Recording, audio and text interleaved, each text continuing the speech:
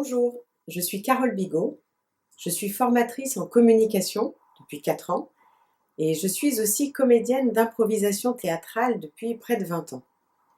Ma spécialité en tant que formatrice, c'est la parole.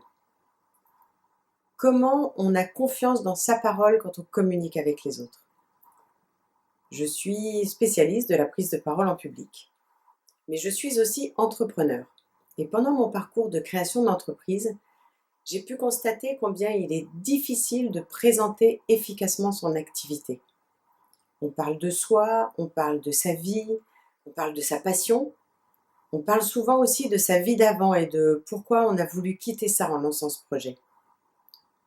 Mais on oublie de dire ce qui va susciter l'intérêt de nos interlocuteurs.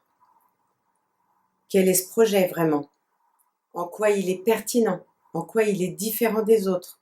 En quoi vous êtes la bonne personne pour mener à bien ce projet?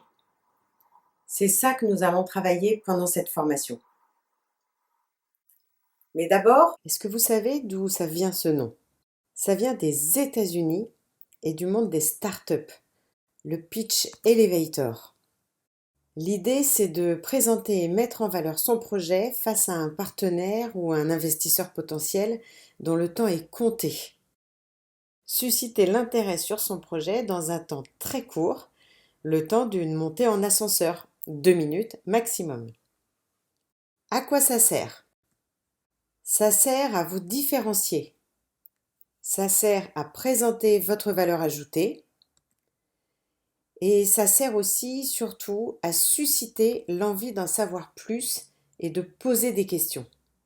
Alors, comment vous allez faire pour y arriver? C'est là que ça se complique en général.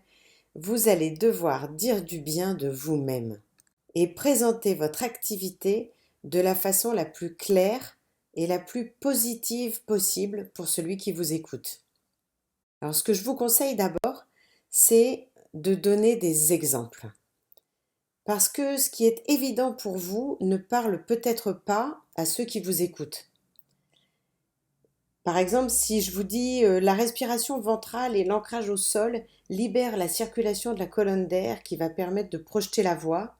Ok, ça fait fille qui connaît son sujet, mais est-ce que ça vous donne vraiment envie de suivre une de mes formations?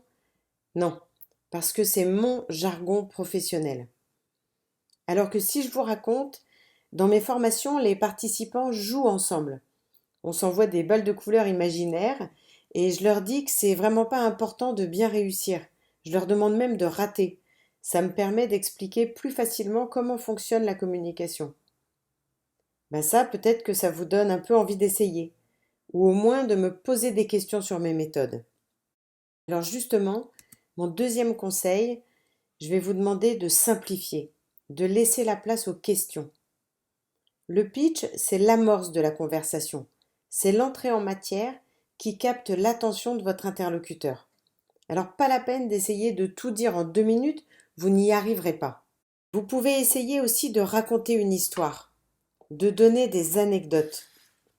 Si je vous parle de cette jeune étudiante qui est venue me voir à la fin de la journée de formation en me disant Madame, je vous remercie, c'est la première fois que je parle devant toute la classe. Je pensais même pas en être capable. Ben là, je vous raconte une histoire. Je vous donne envie d'en savoir plus et peut-être même d'essayer, ou au moins d'en parler autour de vous. Et j'espère que grâce à ça, vous vous souviendrez de cette petite histoire et ça vous fera penser à moi. Parce qu'il ne faut pas oublier l'objectif essentiel. C'est lier le contact, c'est-à-dire créer des occasions de donner une suite à la rencontre. Ça veut dire laisser votre carte de visite, prendre rendez-vous. La conclusion est très importante.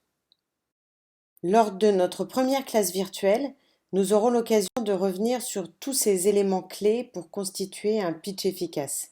Mais avant de nous rencontrer, je vous propose de commencer à réfléchir à vos éléments de langage, à vos objectifs, en répondant au questionnaire en ligne dont je vous ai envoyé le lien. Ce travail personnel est indispensable pour que la classe virtuelle soit utile. Il y a peut-être des questions qui vous sembleront difficiles. C'est pas grave, essayez d'y répondre simplement et nous travaillerons ensemble ces points difficiles. Allez, à vous de jouer et on se retrouve très vite.